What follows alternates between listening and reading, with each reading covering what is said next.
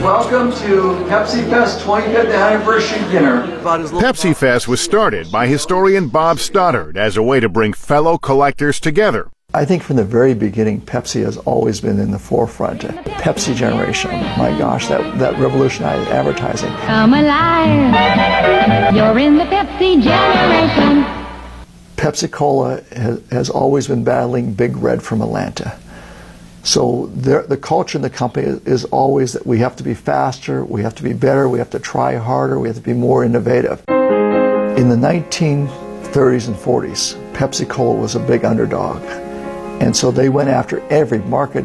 Walter Mack, who was president at that time, one of the things he was very concerned about was marketing to African Americans.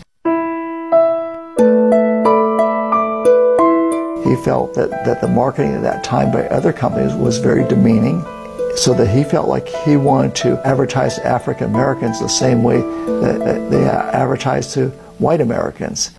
A major U.S. corporation targeting what was then referred to as the Negro market, a virtually ignored niche, was an idea that was revolutionary for its time.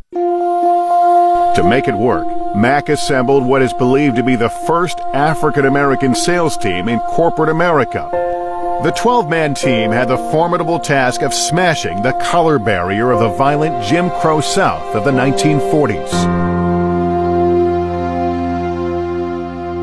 The very first salesman on the team was a new college graduate named Alan McKellar, hired in 1940. I always felt that I had an opportunity to move forward, so. Well, I brought you some salmon. That's my favorite. 7 decades later, 91, and living with his wife Ernestine in St. Louis, the memories and the pride are still there. We were the trailblazers for corporate America. Our job initially was to travel into the black markets all over the United States. Our first move was into the Texas market. Traveling by Pullman train, the conductor would close McKellar's curtains when they pulled into a station. They were afraid of white people seeing black people in this Pullman car. They had never seen that before. Blacks, the only people that you saw in the Pullman were the help, people who worked there, you know. So to avoid trouble, they just blocked the window off, pulled the curtain. Sure, to keep from having any incidents occur. Once they arrived, the stings of racial oppression continued. We couldn't stay in hotels. We would have to get the newspaper and a minister to assist us in finding a place to stay, but you had to eat where you stayed. No restaurant that would serve you? No, nowhere. That was a racial law. Blacks were not admitted. But despite the daunting obstacles, they were incredibly successful, enthusiastically welcomed into African-American churches, schools, and stores across the country. We were getting so many requests to promote Pepsi in the black community, and we were treated so royally everywhere we went.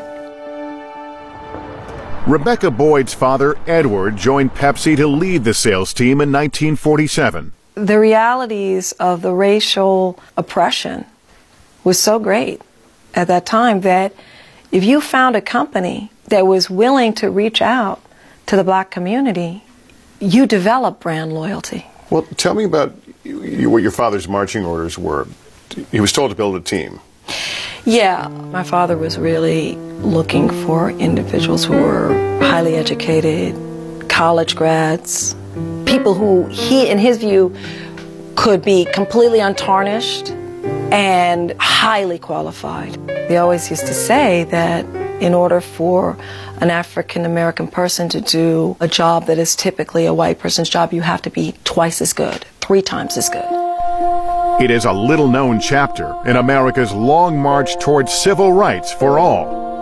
Stephanie Caparel is the author of The Real Pepsi Challenge, the inspirational story of breaking the color barrier in American business. They had amazing, like 99% penetration in the African American communities. So this was a big deal. This was not only a risk, but this was a major step in corporate America. Yes, it was. Backlash was a big issue. If anyone decided to target your company because you were selling to the black communities, because you were hiring blacks, you were pretty much finished. But was that heeding the call out of some sense of social responsibility, or was it, hey, we could make money here? Well, it was both. All Walter Mack wanted to do was sell Pepsi. He wanted to do the right thing and sell it in interesting ways and ways that might benefit society, but he wanted to sell Pepsi. He always said, you can make money and do the right thing. A belief that PepsiCo voices to this day.